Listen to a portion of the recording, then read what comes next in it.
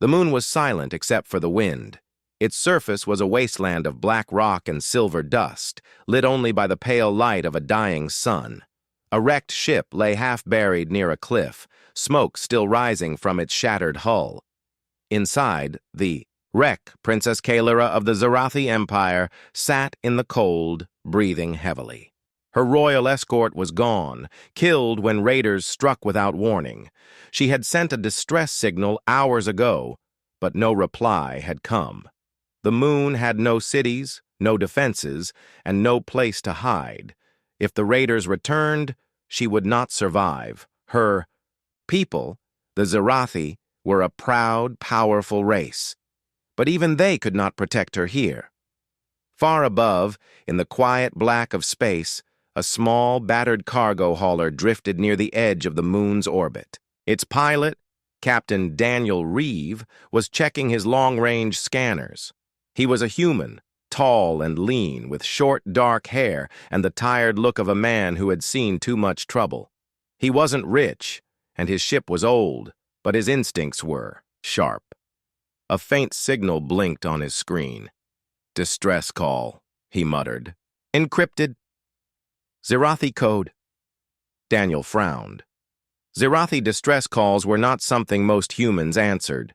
The Zarathi Empire was known for looking down on other species, humans included. But the signal's coordinates were in pirate territory, and Daniel had seen enough of the galaxy to know what happened to captured diplomats. He leaned back in his chair. "I could ignore it. Keep going. Stay alive." But his hand moved to the controls. He set a new course. Minutes later, his hauler slipped into the moon's thin atmosphere, gliding low over jagged cliffs. His scanners found a heat signature inside. A wrecked ship. He landed nearby, dust swirling around the landing struts. Kaelira looked up when she heard the sound. It was not the roar of a raider's fighter. It was softer, heavier. The airlock hissed, and a figure stepped into the wreck's ruined corridor. He was not Zarathi. His skin was pale, his eyes sharp, his clothes patched from years of use. "Ah." Blaster was strapped to his leg. "You're the one who sent the signal?" Daniel asked, scanning the room. Kaelira rose slowly, her tall frame and silver hair marking her as royal. "I am Princess Kaelira of the Zarathi Empire," she said, voice steady despite her exhaustion. "Who are you?" "Daniel Reeve." "Just a pilot," he replied. "Your message said you were in trouble. I can get you off this rock, but we need to move now." Before she could answer, a deep rumble shook the ground. Through a gap in the wreck, Kaelira saw shapes in the sky, small. Attack craft returning. The raiders had found her again. Daniel didn't wait. "Come on!" They ran through the dust to his ship. The hauler's hull was scratched and dented, but it was alive. Its engines roared to life as they climbed aboard. The cockpit smelled, faintly of oil and metal. The raider ships appeared on the horizon, weapons glowing. "Strap in," Daniel said, pulling the hauler into the air. Laser fire lit the sky, striking the rocks around them. Daniel weaved through the fire, every movement precise. He didn't have the speed to outrun them, but he had something else. Experience. He flew low, skimming the surface, letting the moon's cliffs shield them. "Hold on!" he called as he dove into a narrow canyon. The hauler's engines screamed in protest, but the raiders followed. Kaelira gripped the armrest. "You cannot win against them in a ship like this." "Not planning to win," Daniel replied, "just planning to make them lose." The canyon split into two narrow paths. At the last second, Daniel cut the engines and let the hauler drift toward one path, then reignited the thrusters and shot down the other. The raiders chasing them didn't react in time. Two slammed into the canyon wall in a burst of fire. "That's two down," Daniel muttered. "Let's see if the rest want to keep playing." They broke free of the canyon, racing toward open sky. Daniel hit a control, and small metallic pods dropped from the ship's underside. They were simple charges, mines, old but effective. When the next wave of raiders closed in, the charges detonated, scattering debris and forcing them back. Finally, they cleared the moon's gravity. The stars opened before them, and Daniel set a course for deep space. The radar showed the raiders falling behind. Kylera let out a slow breath. "You risked your life to save me?" "Why?" Daniel didn't look away from the controls. "Because you called for help." Her silver eyes studied him. In her life, few had ever risked themselves without expecting something in return. "You are human," she said, as if testing the word. "Last I checked," Daniel replied with a small smile. There was a long pause. Then Kylera said, "If we survive this journey, I will not forget what you have done." Daniel didn't answer. He simply kept the ship steady, guiding them toward safety. Behind them, the moon faded into the darkness. Neither of them knew that. This rescue, born of chance and stubborn courage, would be remembered for years to come. The galaxy kept moving even after the rescue on the moon. Daniel Reeves' cargo hauler limped into neutral space, where he dropped Princess Kylera at a secure Zirathi outpost. They didn't speak much before parting. She thanked him once, her voice calm but her eyes serious, and then she was gone, surrounded by armored guards, swallowed by the world of royal politics. For Daniel, it was just another job that had gone sideways. He didn't expect to hear from her again. Humans and Zirathi lived in different worlds. Years passed. Daniel's life became a trail of odd jobs, dangerous cargo runs, and half-broken ships. He worked alone most of the time, flying from one dusty port to another. Sometimes, when he was refueling at a quiet station, he thought about the silver-haired princess and wondered if she had made it safely back to her people. But he never went looking. Far away, in the glittering heart of the Zirathi Empire, Kylera's life had changed. Forever, the Emperor, her father, died suddenly during a peace summit. The throne passed to her, not because she wanted it, but because no one else could hold it without plunging the empire into chaos. She became Queen Kylera, ruler of one of the most feared powers in the quadrant. The crown brought her power, but also chains. Court politics were sharp as knives. Her advisors watched her every move, always ready to whisper doubts into the ears of ambitious nobles. Many in her court believed humans were reckless and short-lived, unworthy of trust. Kylera kept the memory of Daniel to herself. A human who had risked everything to save her didn't fit into the story the Empire told about humanity. But she remembered his calm voice in the middle of battle, the way he had acted without hesitation.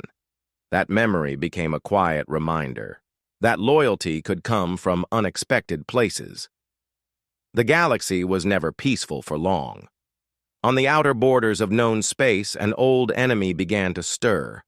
The Kreth Dominion, a warlike race with fleets built for rapid conquest, started moving again. They struck at border colonies first, then trade convoys, then entire sectors. Their attacks were fast, brutal, and left little behind. The Zirathi military fought back, but the Dominion didn't attack for territory alone.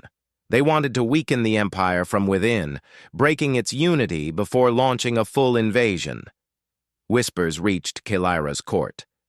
The Dominion had a plan to remove her from the throne permanently. Some claimed they meant to assassinate her. Others believed they would take her alive and use her as a bargaining piece to force the Zirathi Empire to surrender. Her advisors urged her to stay on the capital world, surrounded by the Imperial Guard. Kylera refused. She believed the people needed to see their queen, not hear about her hiding behind palace walls. She toured border worlds, giving speeches, meeting soldiers, and reassuring civilians. It was on one of those journeys that everything changed again. Her flagship was traveling through a quiet sector when the alarm sounded. Dominion warships dropped out of hyperspace, cutting off the fleet's escape route. They attacked without warning, their guns blazing. Kylera's escort fought hard, but the enemy's plan was clear. They were targeting her personal transport. One by one, her defending ships were destroyed or disabled. The captain of her escort ship urged her to board a small, fast craft and flee toward a hidden system known only to the royal family. The queen agreed. The smaller craft launched, its engines burning hot as it darted away from the battle. But the Dominion followed. Two of their fast interceptors locked onto her trail, her escort shields struggling to hold. The crew opened a long-range channel, broadcasting a coded signal for assistance. It was a desperate move. There were no Xyrathi warships nearby. They didn't expect anyone to answer. Far away, in a worn but reliable freighter, Daniel Reeve was checking a cargo manifest when his comm unit lit up. The signal was faint, the encryption old but familiar. He froze when he recognized it. It was Xyrathi royal code.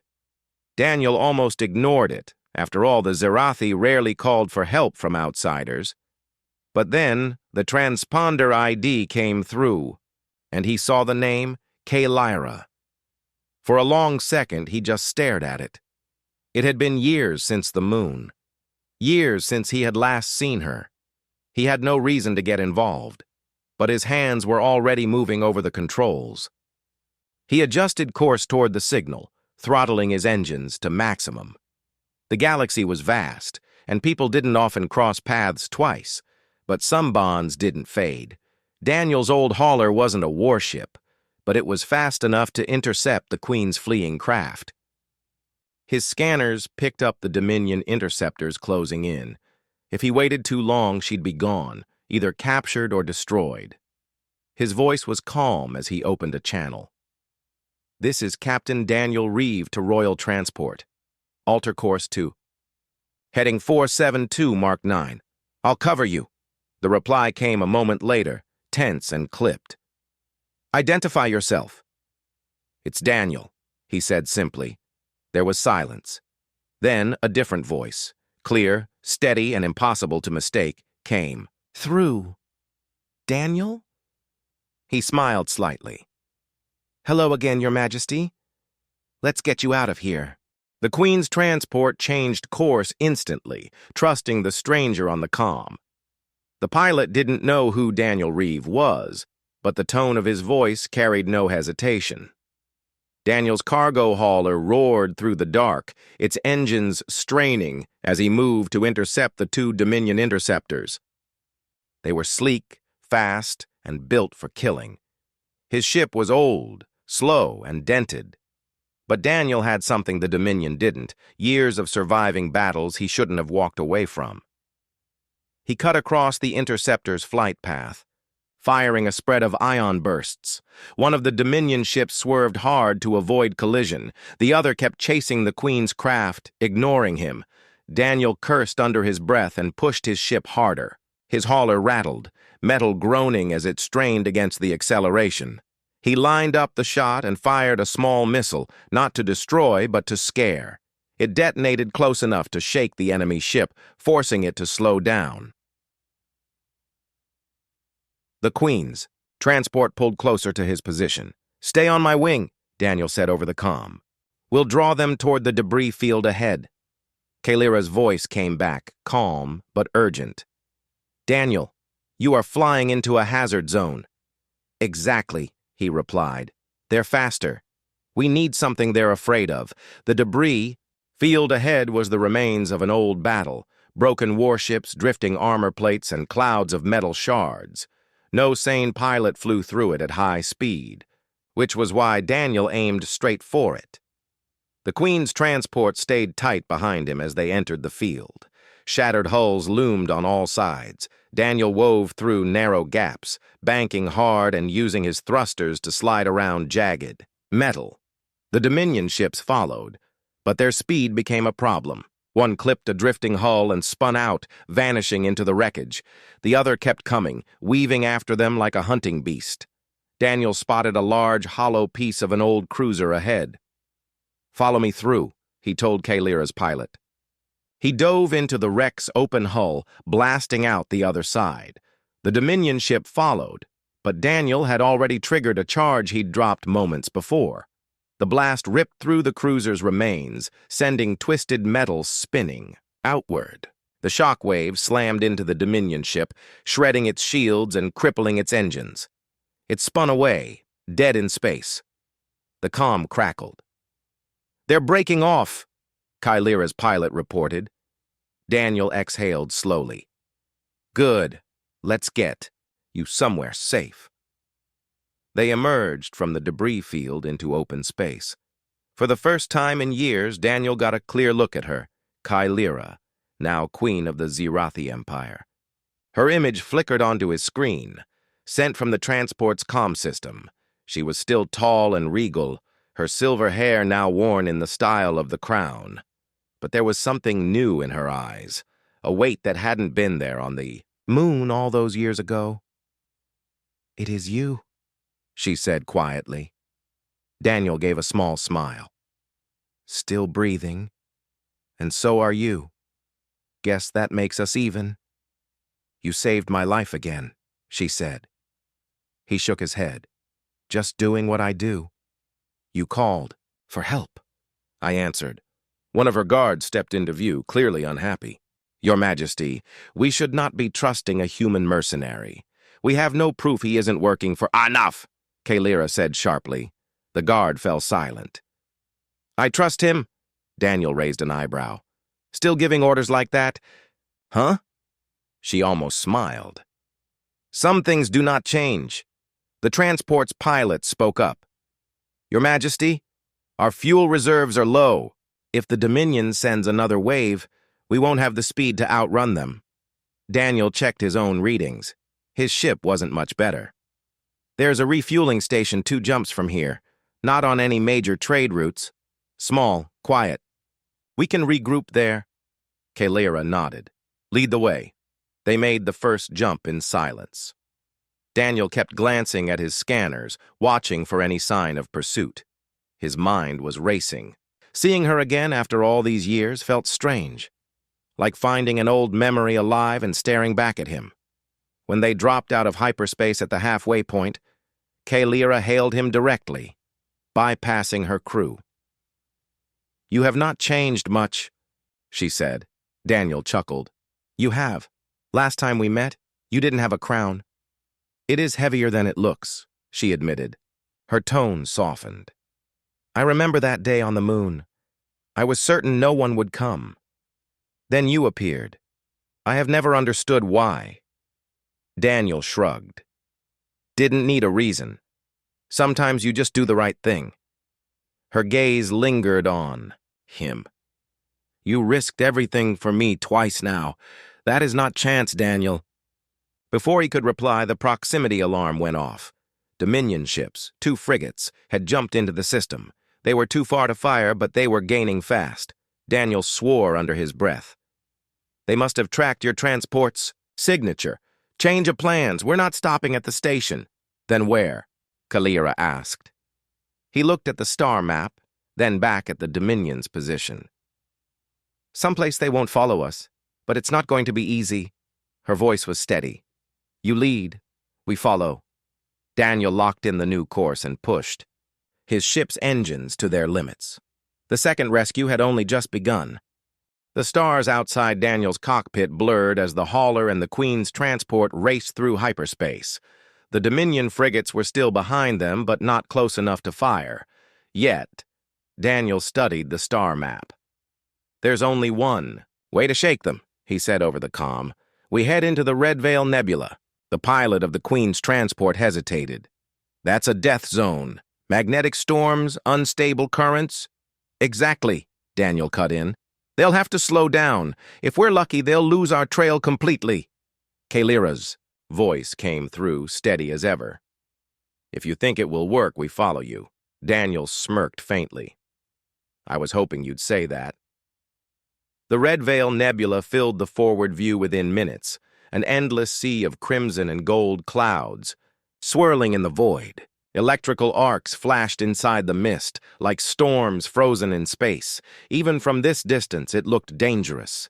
The 2 ships slipped inside. At once, the sensors went wild. Magnetic fields twisted the readings, and static hissed through the comm channels. Visibility dropped to almost nothing, forcing Daniel to fly by instinct and the faint outlines on his display. The Dominion frigates followed at first. Their large shapes were just visible in the nebula's glow, holding steady behind the fugitives. Daniel knew they wouldn't give up easily. "Stay close," he said. "The storms shift without warning. If you drift too far, you'll vanish." Lightning lit the clouds around them. Plasma arcs licked across their hulls, making the hauler's panels flicker. Daniel's hands stayed firm on the controls. He guided both ships through narrow pockets of calmer space, avoiding zones where the energy spikes could rip a vessel apart. A sudden flare lit up his sensors. One of the frigates had drifted too far and been struck by a massive energy discharge. The blast tore through its shields, sending it tumbling. "One down," Daniel muttered. The second frigate didn't. "Stop." It pressed forward, closing the distance. Its heavier guns began firing, red bolts cutting through the mist. The Queen's transport took a near hit, shields flaring. Kalira's pilot swore over the comm. "We can't take much more of this." Daniel scanned the nebula ahead. He spotted a cluster of dark shapes, floating rock and ice caught in the storm's pull. If he could lure the frigate through it, they might have a chance. "Follow me exactly," he ordered. No hesitation. He dived toward the cluster, weaving between massive boulders drifting in slow rotation. The Queen's transport stayed right behind him. The frigate followed, its size making the path harder to navigate. Daniel switched to manual targeting. As he flew, he fired at the rocks, not to destroy them, but to push them into the frigate's path. The huge warship swerved, scraping along an ice formation. "Now!" Daniel shouted. He swung the hauler hard to the left, shooting through a narrow gap between two spinning asteroids. The Queen's transport followed. The frigate tried, but one of the rocks shifted just enough to close the gap. The massive warship slammed into it, the impact sending debris flying. Through the static, Daniel saw the frigate drift, engines failing. The storm began pulling it deeper into the nebula, toward a bright, swirling vortex. "They're not coming after us anymore," Kalira's voice came, calm, but edged with relief. For the first time since entering the nebula, Daniel allowed himself to breathe. "We've got a clear run to the outer edge now. Once we're out, I'll take you to a safe zone." "Where?" she asked. "There's an old mining station in the Veyros Rift. It's abandoned now, but I know the layout. We can hide there until your people send reinforcements." Her voice softened slightly. "You've done more for me than many in my own court." Daniel didn't answer right away. He was too busy guiding them out of the storm, but her words stayed with him. It took another half-hour to escape the nebula. When they emerged, the black of space felt strangely empty after the storm's chaos. Daniel checked his scanners. No Dominion ships in range. "Looks clear," he said. The Queen's transport moved alongside his hauler. Through the cockpit, glass, he saw her standing at the front of the transport's bridge, watching him. For a moment, they simply looked at each other, the void between them silent. Then her comm channel opened again. "You could have left me to my fate both times, Daniel. But you didn't." "Why?" Daniel gave a small shrug. "Because some people are worth the risk." She didn't reply right away. Then, in a quiet voice, she said, "Then know this. I will not forget again." The two ships adjusted course toward the Veyros Rift, but in the shadows of deep space, danger still lingered. Dominion forces had not given up their hunt, and Daniel knew this wasn't over. If anything, the real fight was still ahead. The hall of the Varelian royal palace glittered with silver and crystal. Hundreds of guests filled the grand chamber, dressed in the finest robes from every corner of the galaxy. Music drifted through the air, calm and formal, but beneath it, all there was, an energy, an expectation that something unusual was about to happen. Queen Serenia stood at the top of the stairs, tall and regal, her silver crown catching the light. Years had passed since the day a young human soldier had risked his life to save her. She had returned to her throne, restored peace to her people, and rebuilt what had been lost. But deep in her heart, she had never forgotten him. For years, she had searched quietly, using the vast resources of her empire. Many told her it was hopeless. A single human wandering the galaxy could vanish forever. But now, she had reason to believe he was here. The great doors opened. Guards in gold armor stepped aside. The sound of boots echoed against the marble floor. A figure entered, broad-shouldered, wearing a dark travel coat. His hair was a little grayer. His face more lined, but his eyes, they were the same. It was him, Ethan Cole. For a moment, the noise of the room faded for Serenia. Memories rushed back. The blinding flashes of battle, the cold metal corridors of the enemy's ship, his hand pulling her through fire and smoke. His voice telling her, "You're going to make it." She stepped forward slowly. The crowd watched, in silence, sensing the weight of the moment. Ethan stopped halfway across the hall, unsure if he should bow or salute. Instead, he simply stood, meeting her gaze. "You came?" Serenia said softly, though her voice carried to every corner of the hall. Ethan gave a small smile. "You sent for me. Hard to ignore a royal request." The guests exchanged glances. They had never seen their queen look this way. Her calm mask had slipped, revealing something warmer, almost vulnerable. "I never got the chance to thank you," she said, coming closer. "Back then, there was no time. You disappeared before I could even speak your name." "I didn't disappear," Ethan replied. "I was just keeping out of trouble." Serenia raised an eyebrow. "For someone like you, I doubt that's possible." There was a soft ripple of laughter among the guests, but Serenia ignored them. She was focused only on him. She led him to a quieter corner of the hall. "I searched for you," she admitted. "For years. Many thought I was wasting resources, but I owed you more than just words." Ethan's voice was calm, but there was a shadow behind his eyes. "You don't owe me anything. I did what anyone should have done." "No," she said firmly. "Many would have left me to die. You didn't. And because of that, my people still have a leader. My world still stands." He hesitated, then looked away. "I didn't save you because you were a queen. I saved you because you were someone who needed saving. Titles didn't matter." For a moment, neither of them spoke. Outside the palace, windows, the twin moons of Virelia glowed in the night sky. Finally, Serenia said, "The galaxy is not the same as it was back then. War is returning. New powers are rising. I could use someone who doesn't think like the others, someone who can see what's coming before it's too late." Ethan smirked faintly.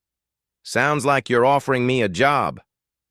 "I'm offering you a place at my side," she said, her voice steady. "Not as a soldier under orders, but as someone I trust." Ethan studied her for a long moment. He had wandered for years, never staying anywhere too long, never letting himself get tied down. But looking at her now, remembering the fire in her eyes that day, it felt like maybe, just maybe, this was where he was supposed to be. "All right," he said at last. "But I have one condition." Her lips curved into a small smile. "And what is that?" "No more formal titles. If I'm going to help you, you call me Ethan. Not commander, not human, not hero. Just Ethan." Serenia's smile grew warmer.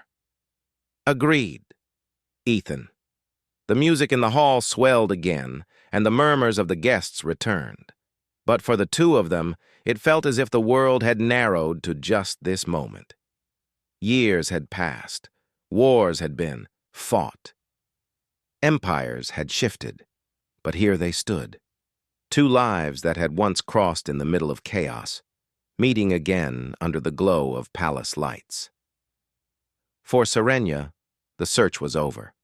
For Ethan, perhaps the running was too. Whatever came next, whether peace or war, they would face it together. And somewhere, deep in the shadows of the galaxy, those who had once tried to tear them apart would feel a chill, for the human who had risked everything for the alien queen was back at her side. The quiet hum of the starship's engines filled the small cabin where Queen Kalira and Daniel sat across from each other. Outside, the stars streaked by as their ship raced through space, away from the chaos that had nearly claimed the Queen's life. Kalira's silver eyes held a deep thought, but her voice was steady when she spoke. "Daniel, the Empire will not see you as anything but an outsider. Many will say you are just a human mercenary, unworthy of my trust."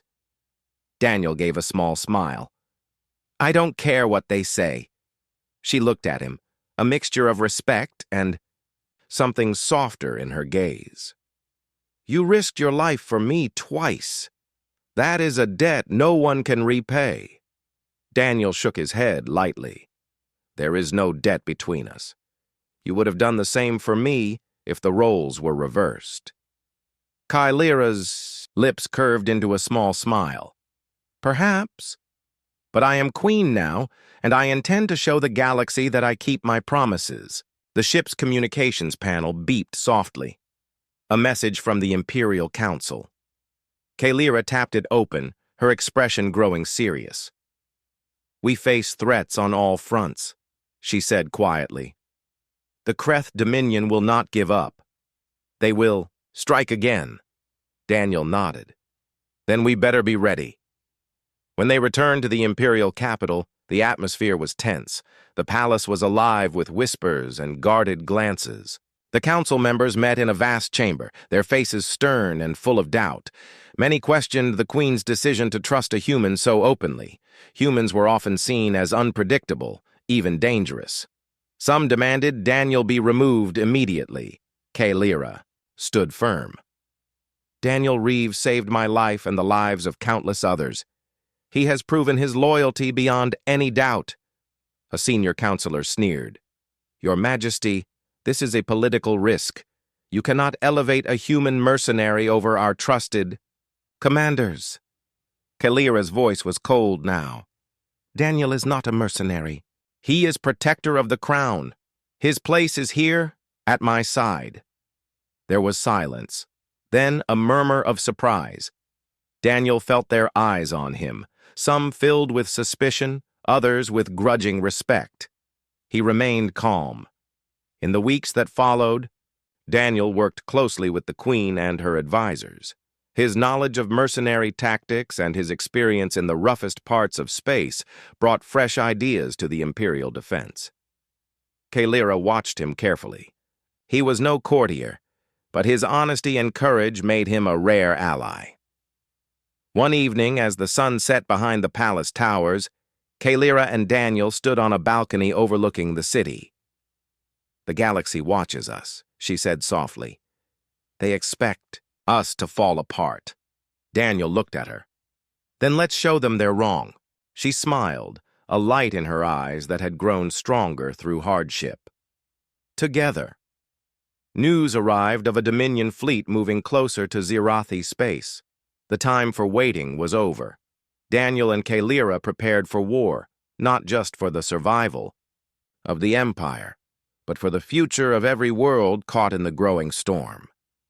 The Queen's trust in Daniel became a symbol, a sign that strength came not from bloodlines or species, but from loyalty and courage. As the Dominion ships appeared on the horizon, the Queen stood beside Daniel on the command bridge of the flagship. "Are you ready?" she asked. Daniel grinned. "Always." The battle was fierce. Dominion warships, struck with fury, but the Zirathi fleet fought back with determination and clever tactics inspired by Daniel's experience. Explosions lit the dark space. Ships weaved and dodged, laser fire slicing through void silence. Kalira commanded with calm authority, while Daniel coordinated daring strikes against key enemy targets. In the heart of the fight, Daniel's ship took a heavy hit. Alarms blared. He steadied the controls, refusing to give up. The Queen's voice came over the comm, steady and strong. "Hold on, Daniel! We fight together!" Their combined strength turned the tide. The Dominion fleet faltered and began to retreat. After the battle, the Empire celebrated. But Kaelira knew the peace was fragile. She turned to Daniel, her voice full of quiet promise. "You saved my life twice. You saved my people once. You are more than protector. You are my partner." In this fight, Daniel looked at her, feeling something he had never allowed before, a sense of belonging. "I'm not going anywhere," he said simply. Years later, when stories were told of the Queen and the human who stood beside her, no one doubted the truth. Sometimes heroes come from the most unexpected places, and loyalty, courage, and sacrifice do not depend on species. For Kaelira and Daniel, the galaxy was no longer a place of fear and enemies. It was a place where hope could grow, because the Queen kept her promises, and the humans stayed true. Together, they would face whatever came next.